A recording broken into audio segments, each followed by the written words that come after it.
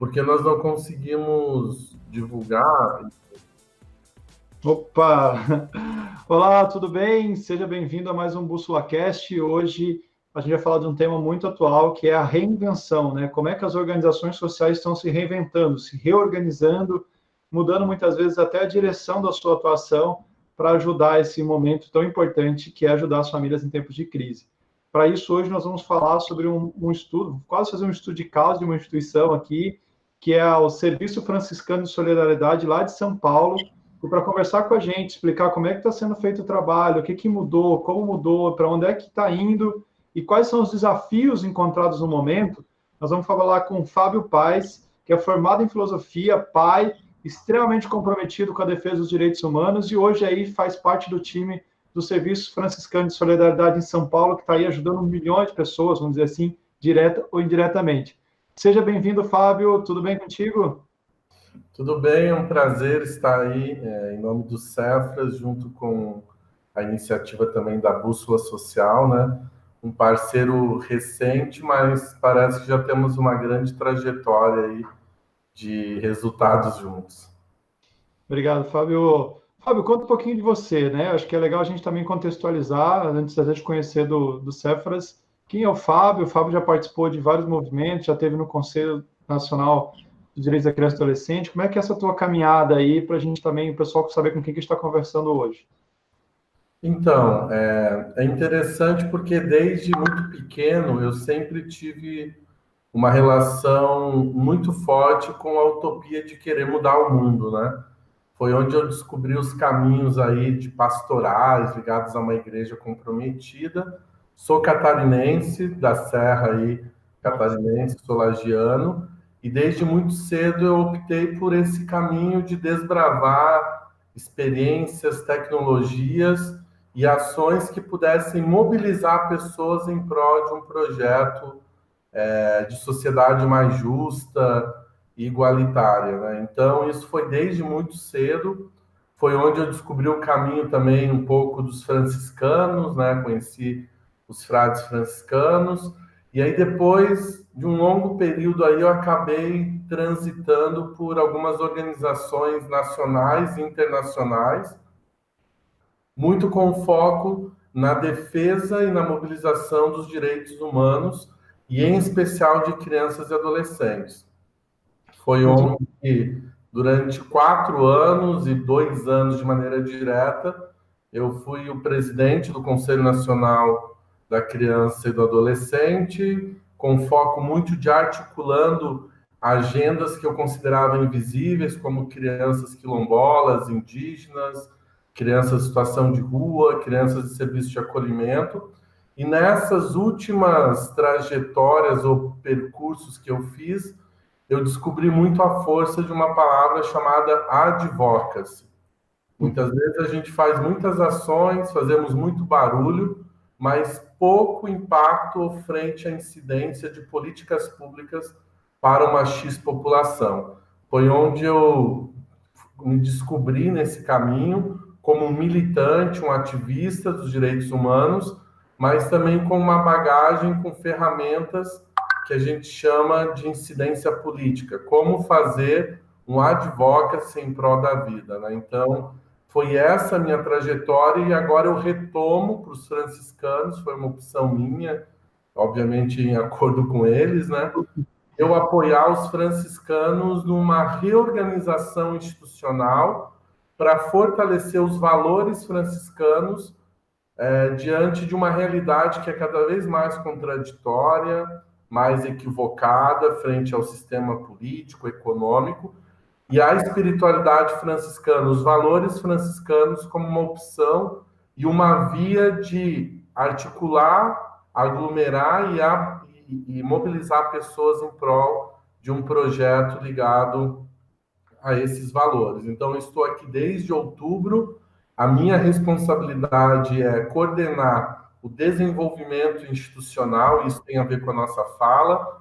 Parece pouco tempo, mas alguns companheiros e amigos aí da Bússola já perceberam como esse movimento tem sido grande e com a pandemia, então, se transformou num movimento de 360 graus diariamente de reflexão, ação e reflexão.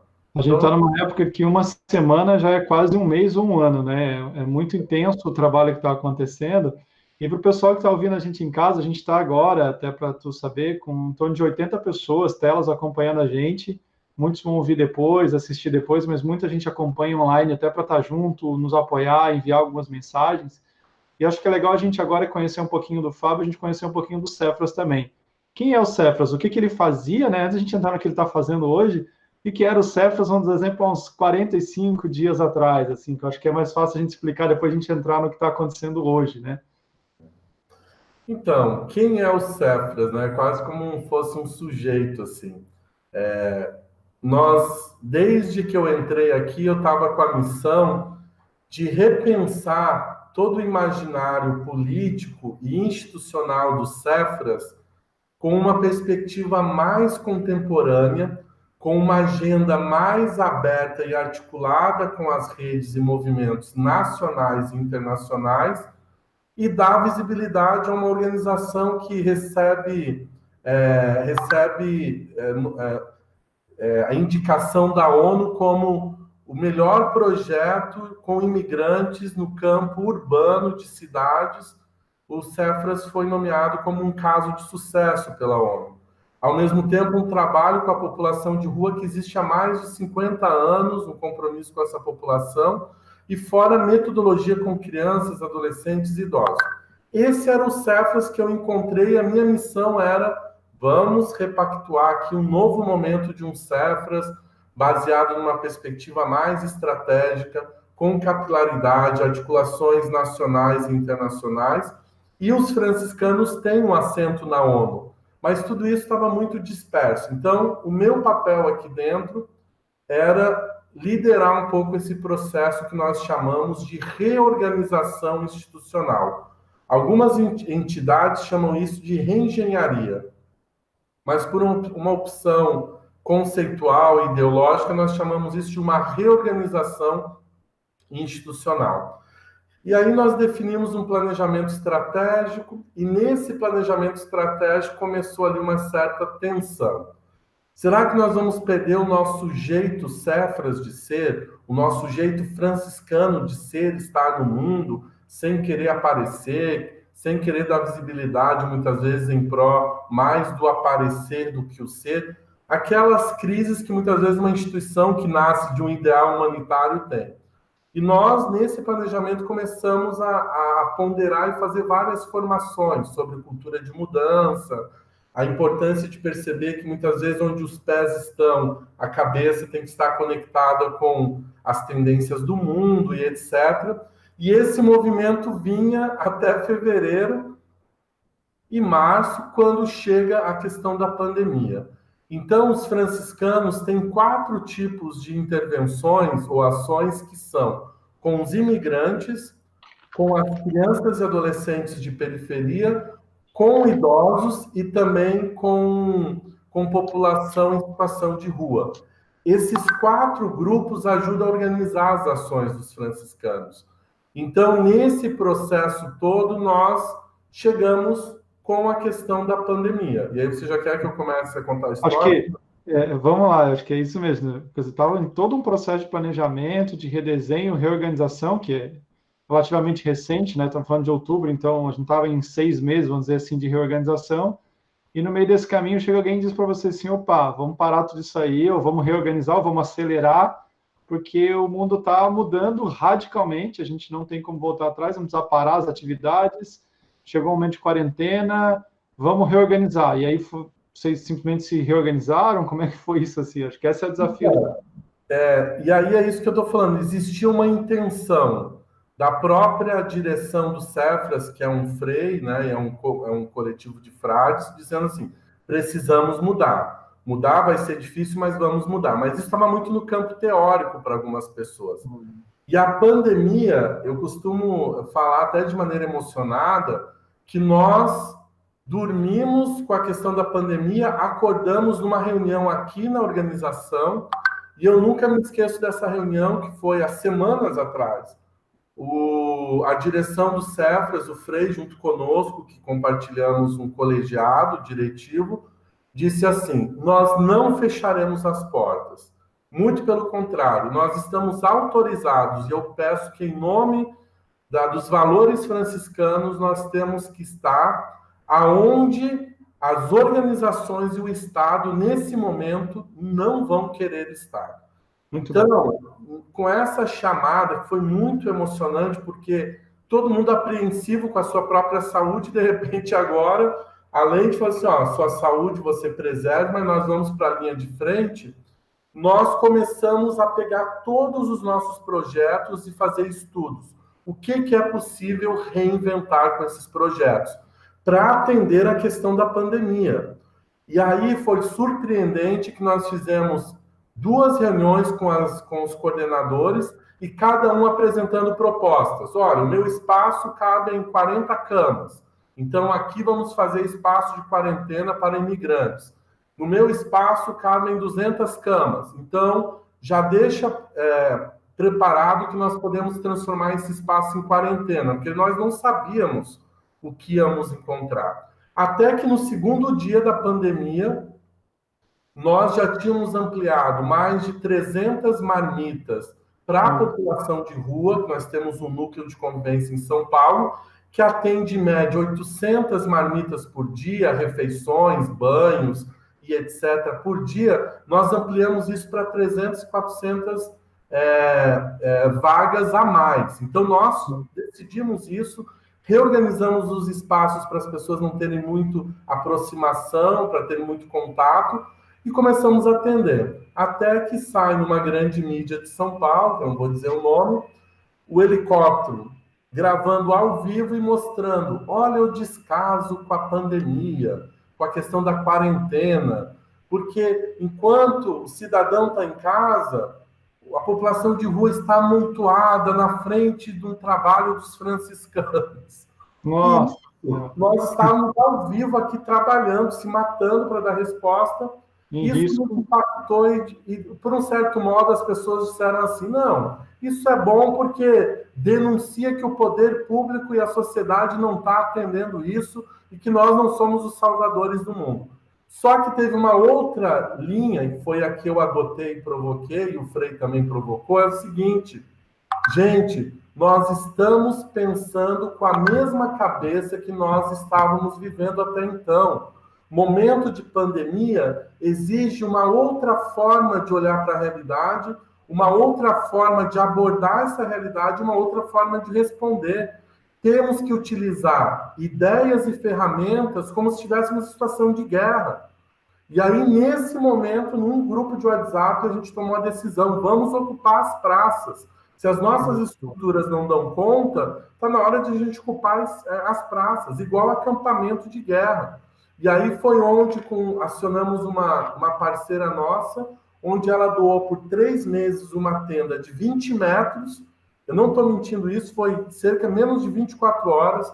Nós abrimos essa tenda sem nenhuma comunicação, mobilizamos voluntários, colocamos mesas e fizemos o chamado. Precisamos de mais de 1.000 marmitas para poder atender essa população. Em menos de 24 horas, se montou um quadro de voluntários, pessoas que conheciam o nosso trabalho, outros que nem conheciam. Abrimos, foi onde saiu depois, no outro dia, no jornal, mostrando uma fila quilométrica, os franciscanos, os frades lá de hábito, mas os leigos, os voluntários, entregando marmita, e de um dia para o outro tivemos que criar um protocolo de emergência, e aí esse protocolo de emergência, para essa tenda, a gente teve que pedir apoio da Cruz Vermelha, de como agir nessa situação, e esse processo dessa tenda, o que eu posso dizer para vocês, que a gente está entrando aí em 3 semanas, a tenda, se você procurar no Google, tenda franciscana, vai ser a coisa mais falada dos últimos tempos na pandemia em São Paulo. Por um lado, positivo, por outro lado, negativo, porque continuam as críticas, né? Como que vão atender esse mundaréu de gente? Mas foi uma resposta corajosa e ética dos franciscanos, e nesse sentido, as respostas começaram a se dar. Começamos a sentar com a prefeitura, rever contrato, e falando o seguinte, se nós atendemos 400, hoje nós estamos abrindo a nossa capacidade para atender 2, 3 mil.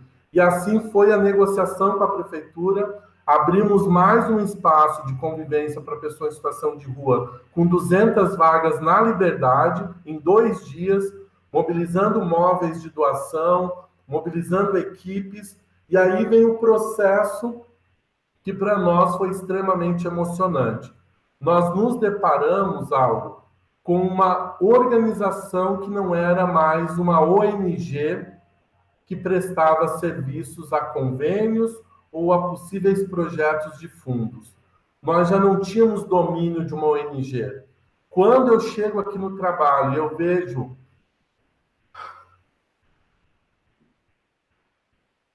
Senhor, fica tranquilo.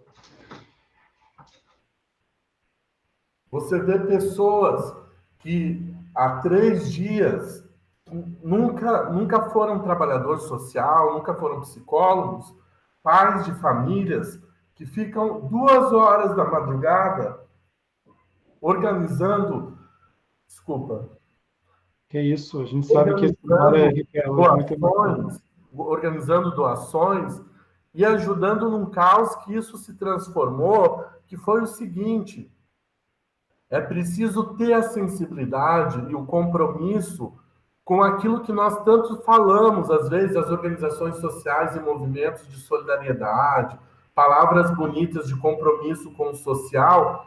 Naquela hora, nenhuma cadeira social, nenhum governante teve tanta autoridade como muitas pessoas que saíram de casa. E aí eu estou dando exemplos assim que eu nunca imaginei que eu ia me emocionar com isso. A gente já teve em lugares estratégicos da política, quando eu vejo um senhor, um rapaz de uns 34 anos, para o carro aqui e fala assim: vocês são franciscanos? E eu estava passando, era um sábado isso, e os freis já estavam sem dormir, porque, né, triplicou, quadruplicou, não dá para explicar a quantidade de pessoas vindo, assim, a gente quer apoiar, e essa pessoa para e diz: o que vocês estão precisando? Aí eu fui até uma cozinha social que os franciscanos montaram aqui no convento deles, uma cozinha que faz 1000 marmitas por dia. Essa pessoa disse o seguinte: o que vocês estão precisando? Eu fui lá na cozinha, o cara falou assim: eu preciso de carboidrato, a população de rua precisa de coisa forte. E aí esse rapaz atravessa a praça, para quem não conhece, aqui é a nossa sede no Paris, tem um mercado, ele vai com o carrinho e ele volta depois de 1 hora com um carrinho cheio de atum e carne, não sei o quê. E ele falou assim: eu não quero dar o meu nome, não quero dar meu contato, eu vou bater aqui direto, eu quero saber sempre o que vocês precisam. Olha Então, só, essa rede de solidariedade, e que, desculpa se eu fiquei emocionada, porque nesse momento de pandemia, nós somos muito questionados. Você está se expondo, você tem 2 filhos, você volta para casa, isso é uma cobrança da família, é uma cobrança de amigos. Fábio, você tem problema de saúde. Eu estou aqui de uma maneira muito tranquila, mas tem uma multidão de gente nesse exato momento distribuindo comida, fazendo análise de febre nas pessoas, acolhendo imigrantes numa casa de mais de 120 pessoas com crianças. E são essas pessoas, muitas vezes, que a gente não dá visibilidade. Então, em torno dessa crise da pandemia, eu posso dizer para vocês assim que a grande revolução se deu naquilo que a gente imaginava no planejamento, que era transformar uma ONG em um movimento. Eu posso dizer para vocês que eu sou contratado pelos franciscanos, mas hoje nós perdemos a capacidade de dizer quem é hoje parte deste movimento dos franciscanos. São pessoas que não têm compromisso de CLT, que não são frades de hábito, como as pessoas acham que são. A maioria deles são pessoas comprometidas e que diariamente estão dando sustentação a todo esse processo. E aí eu termino essa parte dizendo para vocês que nós transformamos salas em cozinhas, transformamos conventos em depósitos de alimento, nós transformamos as nossas salas técnicas aqui em outro tipo de sala, porque as portas já não dão mais para ficar fechadas, porque é uma relação permanente. Aparece um edital, tá, vamos escrever, porque isso dá para atender mais aquela comunidade. Hoje nós temos aqui um container doado por uma empresa grande de frigoríficos, porque a gente não tinha geladeiras, então é um container de 12 metros. Nós temos um caminhão, que eu nem sei o nome da pessoa, deixou a chave aqui, falou, daqui 2, 3 meses eu volto. Tem uma Kombi também, de uma família, que falou assim, nós não estamos usando, usa para esse trabalho. Então, é um pouco, desculpa a emoção, é porque nós estamos numa roda de situações e muitas vezes é preciso reconhecer coisas grandiosas e revolucionárias que estão acontecendo nesse período. E o que me emociona é que, se estamos vivendo esse momento agora, é só o começo.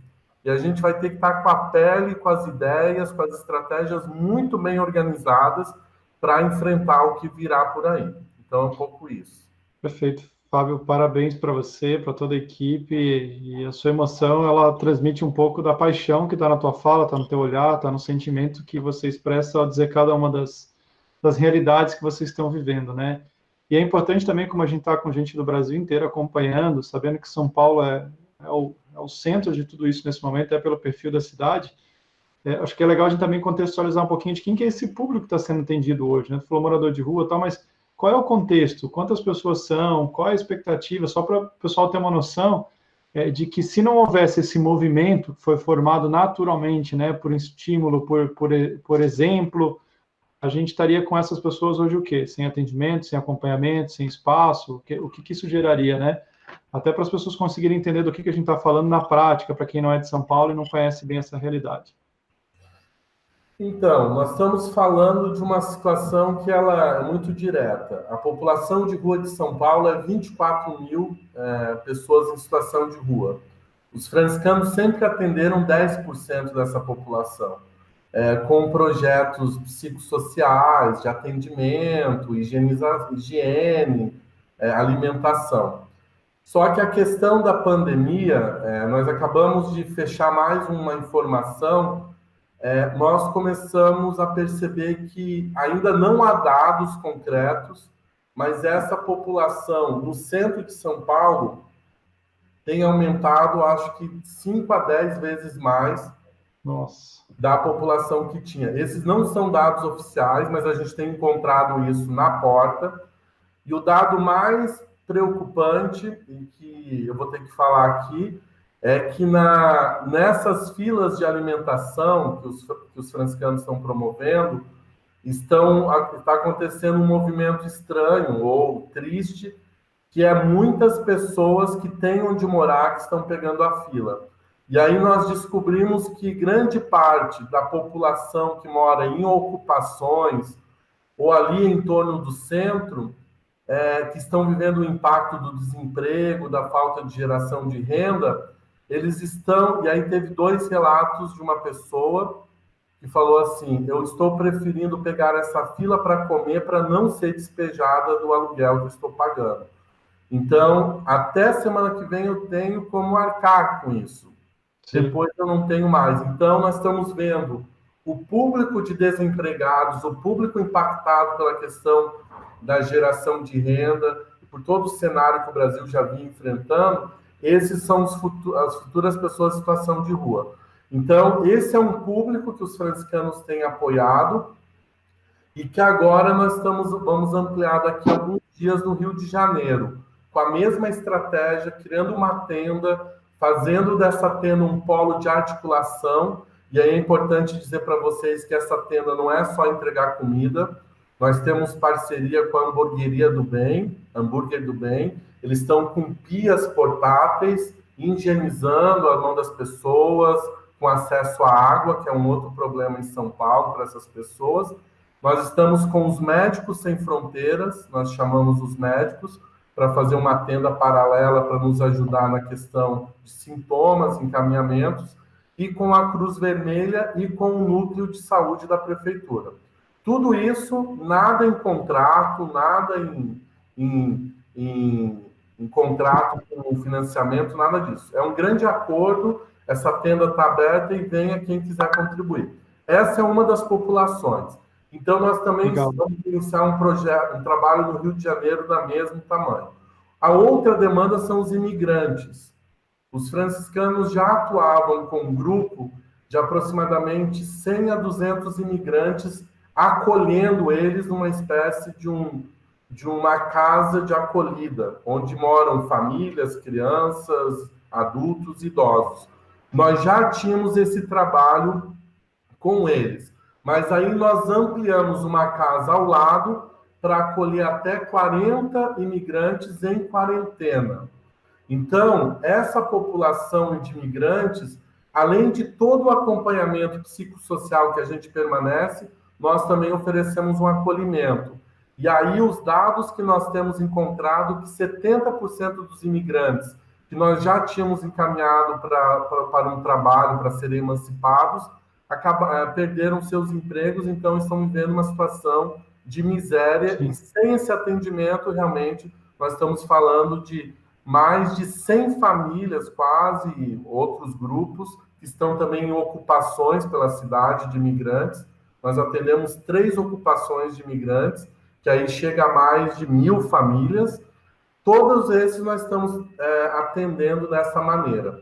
E a população de rua, não falei para vocês, nós temos mais 3 projetos, que aí sim contam com espaço de convivência, para banho, alimentação e etc. E no campo da infância, nós estamos presentes hoje, nós estamos contabilizando mais de 10 comunidades entre São Paulo e Rio de Janeiro, fazendo o acompanhamento das famílias por meio de cadastros, entregando a cesta básica e também servindo de porta aberta para qualquer tipo de violação ou violência contra crianças, mulheres ou qualquer pessoa da família. Legal, e eu acho que... Com os idosos, nós também fazemos esse encaminhamento hoje, porque eles estão em casa, o acompanhamento familiar frente aos cuidadores, também com entrega de cesta básica e o acompanhamento psicossocial. Nossa, realmente é um grande movimento aí que está em torno desse acompanhamento das famílias, pessoas em diversas situações, né? Não é só morador de rua. E aí, os dados são esses, desculpa, que são são vários dados, mas hoje nós temos cadastrado, hoje, não estou falando amanhã já é outra organização de novo. Hoje nós temos 3.000 famílias sendo acompanhadas por meio de um contato que nós temos, de telefone, de núcleos sociais, distribuindo cesta básica, porque a questão da fome aumentou. Mas a gente acabou de chegar com uma equipe de uma outra região e parece que a gente tem mais de 1.000 a 2.000 cadastros novos. Então, daqui uma semana eu posso te dar um perfil de outras informações. Justamente sobre isso que eu queria te perguntar, porque você até falou desse exemplo da pessoa que foi, comprou material e distribuiu, né?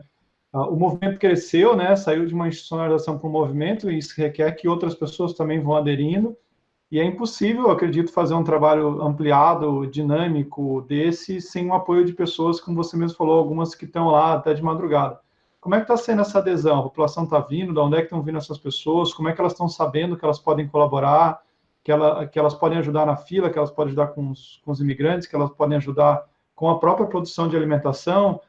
Quem é que está produzindo essa comida? Porque imagino que a equipe que era de antes não vai dar conta sozinha. Como é que está funcionando essa logística de mobilização de pessoas e organização de tudo isso hoje aí nos bastidores da CEPES? Então, eu acho que aqui que está a grande aprendizagem. Eu acho que esse é o conceito.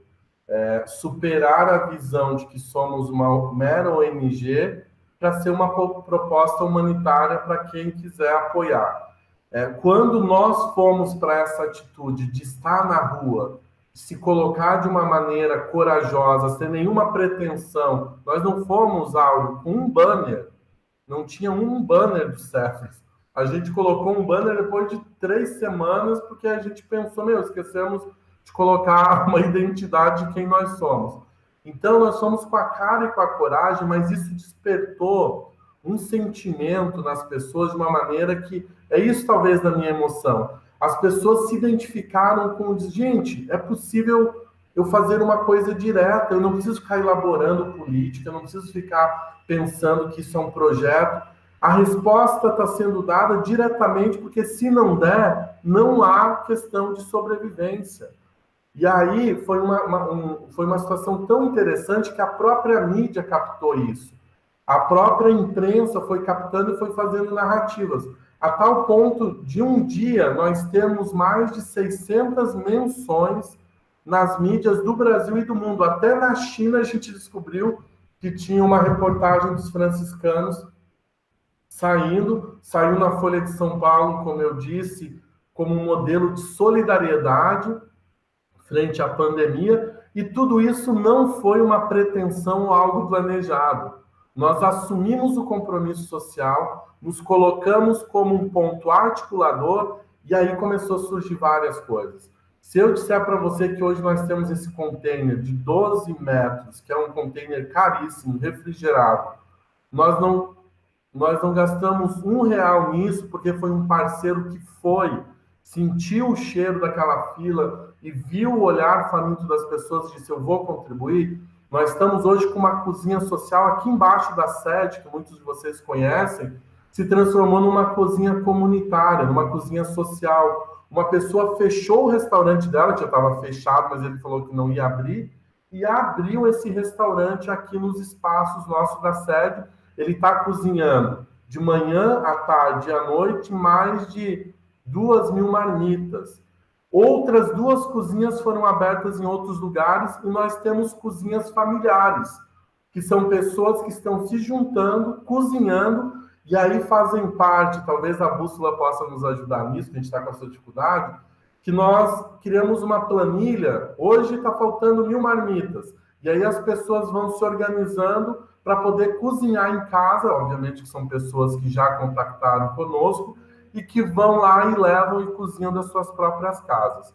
Hoje nós estamos atendendo aproximadamente mais de 3.000 marmitas por dia, e muitas empresas querem fazer campanhas dentro da sua plataforma de contatos, até criando nomes. Vai ser lançado agora, vocês já fiquem atentos, um projeto chamado Quentinhas do Bem.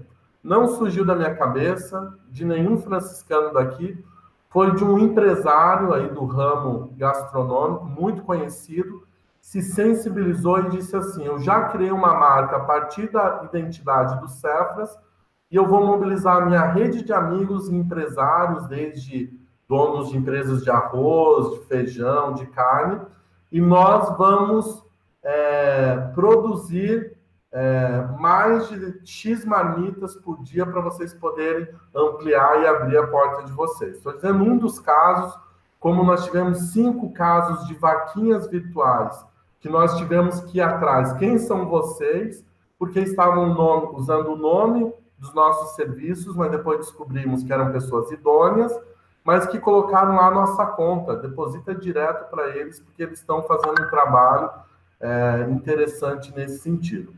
Muito legal. Então, é um pouco assim, hoje, a estrutura que nós temos, nós dividimos em 5 GTs. Nós temos um comitê de emergência que se encontra de maneira permanente e nós criamos 5 GTs. GTs de voluntariado, que são pessoas que estão coordenando, gerenciando toda essa demanda de voluntariado. Nós temos um GT de mobilização e comunicação, porque nós também estamos pensando de como comunicar, como dar voz a essa situação de injustiça, muitas vezes, de desigualdade. Nós temos um GT que a gente chama Casa Franciscana, que é responsável por toda a parte metodológica, técnica e de projetos dessas nossas frentes.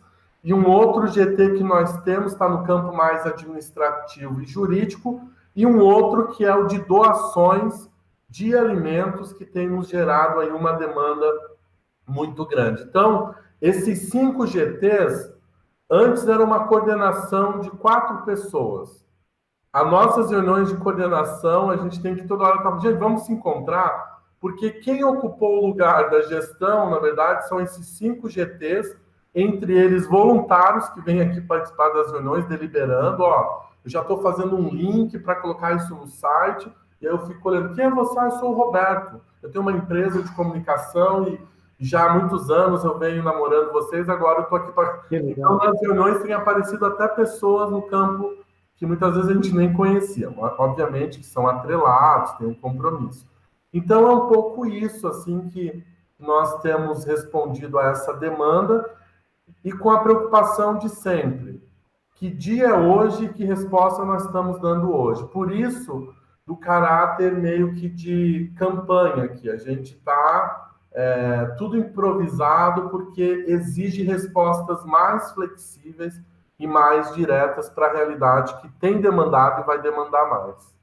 Acho que a força popular hoje está bem forte, né, das pessoas se mobilizando, mas também é uma oportunidade nesse momento, voltando lá à questão do Advox, também de fazer alguns diálogos e intervenções, né, porque a gente sabe que hoje o Brasil olha para a saúde como uma prioridade, ninguém pode abrir mão disso, é importante todos os profissionais da saúde, mas cada vez mais a gente está vendo os profissionais da área de serviço social, de assistência, os profissionais ou as pessoas que não são profissionais, mas estão assumindo papéis aí de ir para a rua, de ajudar, de colaborar, fundamentais também, né? A gente também precisa pensar enquanto política pública para esse olhar da sociedade que está à margem, que está ali vulnerável, frágil, que mesmo que um programa de renda possa ajudar, mas ele não vai resolver um problema que está ali latente, né? São instituições e atitudes como a de vocês que estão. Como é que vocês veem isso, assim, essa articulação, esse advocacy dentro das políticas públicas hoje? Ela é possível, ela não é possível? Como é que ela vai acontecendo? Ela é necessária, né? Por isso que existe ali atrás, a gente criou 3 conceitos, que é o acolher, o cuidar e o defender. É o tripé que os franciscanos estão adotando e vão adotar para os próximos anos. Não adianta a gente cuidar, acolher e não defender. E esse caráter de defender, e aí, de novo, a gente não está resumindo nós aqui como o caso mais bem-sucedido da pandemia, não é isso. Nós estamos colocando aqui a nossa experiência dentro de várias fragilidades.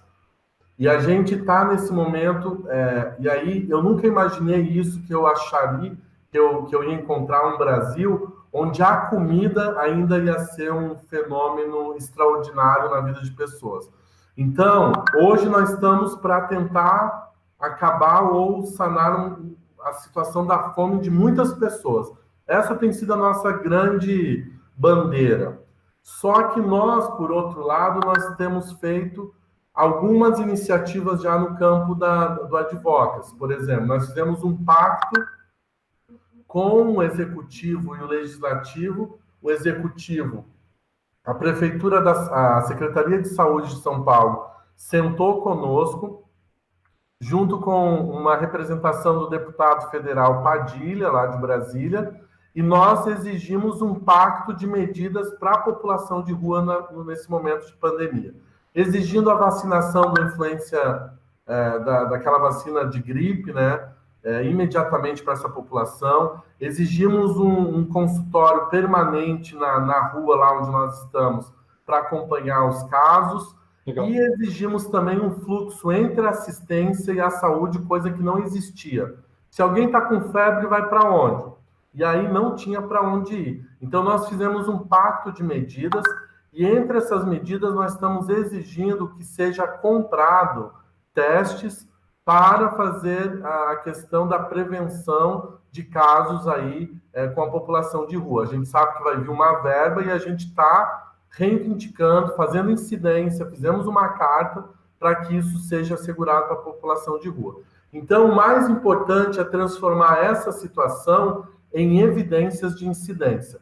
No campo da infância, nós fizemos uma carta pública, vocês podem pesquisar aí no Google, carta pública dos franciscanos ao Conselho Municipal dos Direitos da Criança e do Adolescente de São Paulo, que tem muito dinheiro, e que nós estamos encontrando crianças em rua antes da pandemia, e que agora na pandemia tem que ser prioridade da prioridade.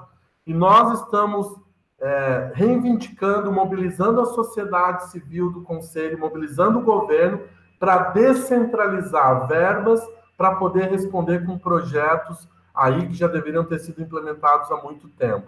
Para os próximos dias, vocês vão conhecer um manifesto dos franciscanos, que é uma carta dos franciscanos junto com 3 grandes movimentos de direitos humanos no Brasil, e nós vamos estar falando do nosso pacto para o enfrentamento da fome para os próximos anos, e o outro campo é de pensar em pistas de uma nova economia comunitária, onde as pessoas possam produzir, consumir e reorganizar a sua forma de consumir. Então, é um pouco esse o pacto, e aí isso está muito no campo do advocacy. E tem outras coisas que eu espero ter tempo nesses dias para a gente poder colocar isso no horizonte.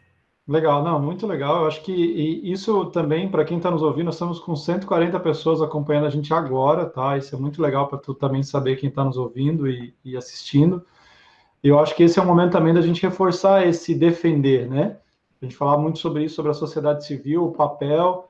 Eu acho que a gente tem um papel emergencial, como você falou, de estar ali à linha de frente, garantir acabar com essa fome, com isso que está presente ali, mas a defesa desse direito, a intervenção, acionar o sistema de garantia, dialogar com os atores, Conselho Tutelar, Ministério, por todos os atores possíveis, para entender que essa ação não é sozinha. As instituições agora não têm que ser super-heróis também e achar que vão dar conta de resolver todos os problemas daquelas famílias sozinhas agora, até para não se frustrarem, porque elas não vão dar conta, isso, né? Se juntos já é difícil, imagina você fazer sozinho. Então, isso também é algo que a gente tem que deixar forte para a sociedade civil, né? Eu acho assim que nós, brasileiros, a gente sabe fazer muito barulho, a gente sabe denunciar, mas eu acho que no campo da inteligência, da articulação e da mudança de políticas públicas, a gente está um pouco atrasado, assim. Então, a gente confunde muitas vezes alguns movimentos como, esses movimentos só sabem brigar com o governo, não percebem que o nosso papel nesse mundo como organização social, o próprio nome diz, é organizar-se em prol de uma causa. Então, eu acho que é isso que é o mais interessante, sabe? Que eu percebo. Hoje nós temos pessoas que estão percebendo o problema da fome aqui, até meninas, universitários, muitas vezes, e que a gente não precisa dizer que no Brasil existem classes sociais ou luta de classe. Isso é coisa de marxismo, isso é coisa de franciscano ligado ao comunismo. Não. Minha amiga, você que é franciscana, que está nesse mundo, a fome ela tem rosto. E aí uma menina esses dias falou assim, interessante que tem muitos negros, né, na fila. E aí nós falamos para ela, por que as nossas periferias, na sua maioria, são de negros? Existe um racismo estrutural. E é esse racismo que agora, no tempo de pandemia, a nossa grande preocupação, quem vai morrer, nós sabemos. O CEP, a cor e a classe dessa pessoa, nós sabemos, sim. Então, tudo que nós fazemos tem que estar colocado dentro desse viés político. E quando a gente se propõe a fazer uma ação humanitária, não tem como a gente não pensar num projeto de país. O que nós fizemos esses anos todos que a gente não previu um auxílio às famílias de uma maneira mais substanciosa? O que a gente não previu um sistema de educação que tivesse as crianças, como no Uruguai, acesso a um computador em casa, acesso ao Wi-Fi? Então, muitas coisas que a pandemia nos traz, ela nos traz um retrato de um país que não está organizado para uma pandemia e muito menos para um projeto para todos. E que agora, nesse momento, defender o SUS não é defender coisa de pobre, é defender minha saúde da minha filha. Porque eu vou entrar na mesma fila aqui do Ayambi, que está já lotado de pessoas com coronavírus, amanhã vai ser a mesma situação. E a gente percebe que o direito que a gente fica reivindicando todo ano, ele tem a ver com a sobrevivência. Sem direitos, nós não existimos. E aí, nesse momento, acho que o grande recado é o que nós temos feito com a nossa responsabilidade, com as nossas estruturas, para responder essa questão da pandemia. Como que os conselheiros tutelares estão trabalhando com a articulação comunitária, como fez Paraisópolis, não sei se vocês sabem. A associação organizou um presidente em cada rua que é responsável para monitorar as famílias e os problemas das famílias para poder encaminhar para um grupo mais organizado para deliberar enquanto política lá na região. Isso é inteligência. O que o Conselho Tutelar tem feito? O que a nossa educação tem feito para pensar nesse momento? Então, é um pouco... A pandemia nos coloca numa crise, mas é numa crise de repensar, não tecnologia virtual só, mas uma inteligência social de articulação e de respostas que nós perdemos ao longo desses anos. Perfeito. E você, a todo tempo, né, falou, estou falando de hoje, né, porque as coisas estão mudando muito rápido, né, todo momento é hoje, amanhã eu não sei se os números são esses, eu não sei se é isso que nós vamos estar fazendo, Como é que vocês, que estão literalmente na frente, aí na linha de frente dessa guerra, tocando, atendendo, resolvendo, estão já pensando, ou pelo menos tentando imaginar ou se organizar para, sei lá, daqui uma semana que seja, daqui 10 dias, 15 dias. É possível, estando à frente desse processo, começar a se imaginar mais do que uma saída disso, a situação em que nós vamos estar daqui 30 dias, para que vocês se organizem e se planejem também? Então, eu comecei falando sobre isso e eu acho que é importante fazer essa ponte. Hoje nós estamos com muitas dificuldades, mas não são dificuldades que obstruem, né? São dificuldades que apontam para novas perspectivas que a gente tem que pensar. Nós descobrimos que nós não temos uma comunicação ágil de acordo com esse movimento que está acontecendo. Nós não tínhamos um centro administrativo capaz de contabilizar e registrar o que está entrando. Entrou 10 cesta básica, 1.000 cesta básica, são 4.000 famílias. Os nossos sistemas surtaram e nós tivemos que pensar em novos sistemas mais ágeis e inteligentes. Estamos pensando nisso até agora. Só que a nossa preocupação ontem, e eu jogo isso para vocês, para mostrar que estamos complicados e perplexos diante da mesma realidade, nós estamos respondendo hoje a números muito interessantes, frente à abordagem com as pessoas, com mobilização de pessoas. Mas ontem, numa reunião, nós começamos a falar assim, gente, o que vai ser daqui 2 semanas? Talvez a tenda que nós temos no centro de São Paulo já não será mais a melhor tecnologia social, porque nós vamos estar falando de um povo que não vai poder sair da rua, e nós vamos estar falando de índices de mortes maiores. E aí nós descobrimos que a Cruz Vermelha já está em processo de análise de um cenário que ela está fechando parceria com outras organizações para apoiar já, é uma coisa triste que eu vou falar, mas eu acho que é pedagógico, para pensar o que vai acontecer com os corpos que estarão provavelmente largados na rua, em alguns cortiços, em alguns espaços de ocupação. E a Cruz Vermelha já está prevendo, e hoje o governo já contratou mais de 15 containers refrigerados. Para quê? Para armazenamento de corpos. E aí, ontem, na reunião com os franciscanos, nós falamos, em que lugar nós vamos estar? Será que daqui 3 semanas a gente vai ter essa multidão, esse grupo de voluntários?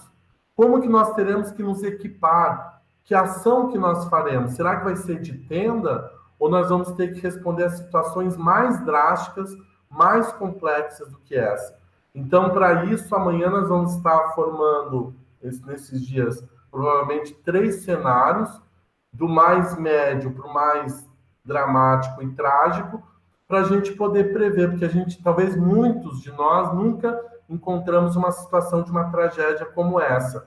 E aí, de novo, se nós hoje somos uma outra organização que quer responder a uma demanda humanitária, de tragédia como a gente está encontrando, a gente precisa ter uma outra estrutura, uma outra lógica, a gente vai ter que formar algumas pessoas que vão para a linha de frente, provavelmente encontrar não só a fome, como situações de morte mesmo, e a gente vai ter que estar preparado humanamente, profissionalmente e organizativamente para poder responder a isso.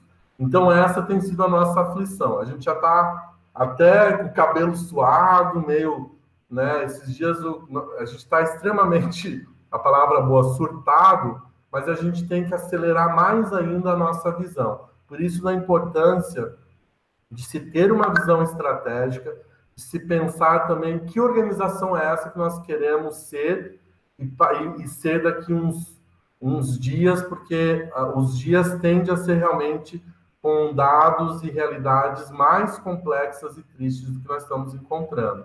Para quem, eu já vi uma experiência em Teresópolis, e que eu costumo dizer aqui até como uma experiência, assim, na época eu estava no CONANDA, no Conselho Nacional da Criança, e aí eu fui para Teresópolis para ajudar nas ações da infância, quando eu vi, assim, 4 containers de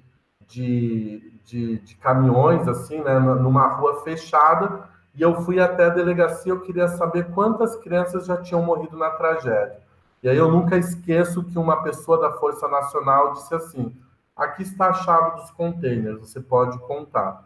E aí, junto com 2 conselheiros, nós fomos de container a container, vendo quais eram os corpos de criança, e nós fizemos o primeiro registro. Aquilo nos impactou tanto, mas isso é capacidade de lidar com situações de emergência. Então, eu acho que é esse o compromisso. Eu espero a gente fazer uma outra live daqui uns meses e dizer como que os franciscanos estão naquele exato momento, porque nós não seremos os mesmos. Isso já está dado, e essa estrutura a gente vai ter que responder, porque não é uma decisão minha. Isso é uma decisão institucional, e está lá na primeira frase de uma carta aberta dos franciscanos.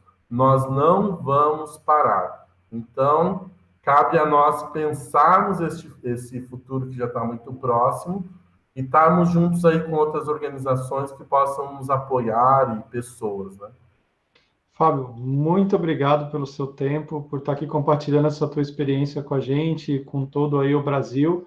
O objetivo nosso é conseguir estimular, fomentar ou provocar nas organizações que estão nos ouvindo agora um pouquinho dessa experiência que vocês estão tendo, das experiências que a gente está dialogando. Eu acho que esse movimento de convidar a pensar, planejar, construir cenários e principalmente assumir esse compromisso, de se reinventar para uma prática que está aí. A gente não pode ser o mesmo que era antes, porque a realidade não é a mesma e a gente não vai conseguir atender da mesma forma que a gente atendia antes, nem depois da quarentena, talvez, isso não seja possível, né? Então, eu te agradeço e te convido a deixar uma mensagem ou uma provocação, o que você quiser aí, para as organizações que estão nos ouvindo aí de todo o Brasil. O recado que eu daria é um recado de uma experiência de alguns anos e vivendo agora na pele aqui com várias pessoas que são comprometidas com essa causa. Não dá para nós respondermos de uma maneira mecânica ou pré-industrial. Nós temos que aproveitar aquilo que Bauman, que é um filósofo, dizia. Nós temos que captar que nós vivemos uma modernidade líquida, temos que ser como líquido, fluir, tem que deixar fluir. Aqueles que optam pela mecanicidade, isso aí vai surtar, vai quebrar. A crise nos trouxe isso. Ou nós somos flexíveis, abertos, atentos, ou nós nos reinventamos, ou nós estamos fadados a morrer ou não existir.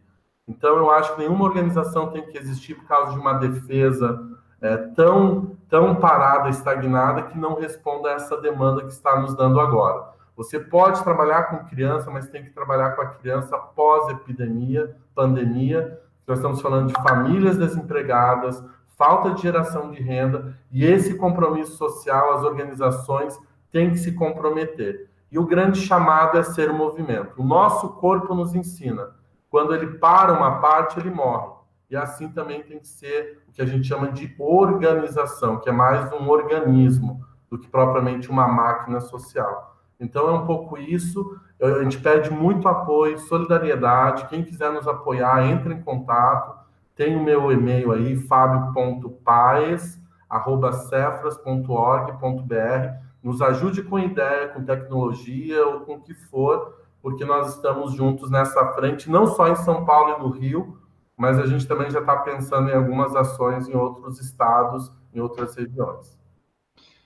Parabéns, Fábio, parabéns aí, passo meu parabéns também, meu abraço a todos os franciscanos aí, não só os frades, mas todos os outros que estão aí na linha de frente, e te agradeço mais uma vez por compartilhar com a gente essa experiência, e eu tenho certeza que ela vai ser rica aí com as outras pessoas, tá?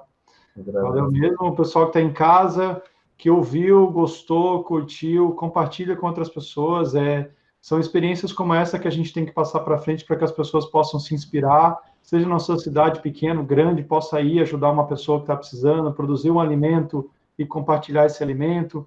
São várias formas, né, como o Fábio mesmo falou, da gente ser orgânico, da gente sentir o que a gente pode colaborar e ir para a prática colaborar. Eu acho que a gente tem que se movimentar em prol dessa situação, e quanto menos parado a gente ficar nesse sentido, mais a gente vai conseguir somar esforços aí para mudar essa realidade que a gente está presente. Então, mais uma vez, obrigado a toda a audiência, ao público, a todo mundo que está nos ouvindo, e obrigado, Fábio, mais uma vez aí, até o próximo episódio, que vai voltar para falar com a gente com certeza daqui a pouco. Tchau, tchau, agradeço.